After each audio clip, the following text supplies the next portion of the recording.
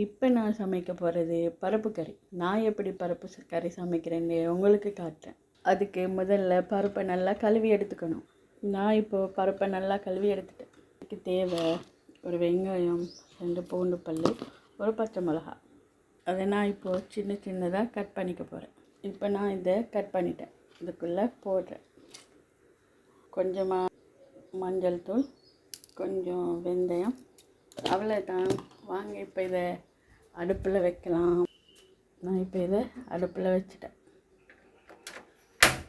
இப்போ இதுக்கு நம்ம தேவையான தேங்காவை திருவி பால் எடுக்கலாம். திருவி எடுத்தாச்சு. இதை பிழிஞ்சு எடுத்துக்கோ. நான் இப்போ பால் பிழிஞ்சி எடுத்தாச்சு. இப்போ பாருங்கள் ஃப்ரெண்ட், பருப்பு நல்லா வெந்துருச்சு. இப்போது பாலை ஊற்றலாம்.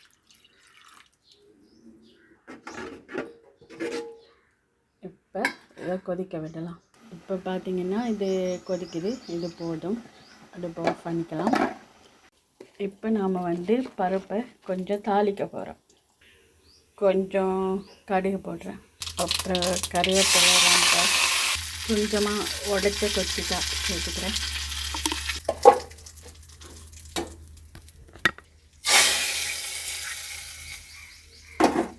அவ்வளவுதான், நம்மளோட பருப்பு கறி ரெடி ஆகிடுச்சு.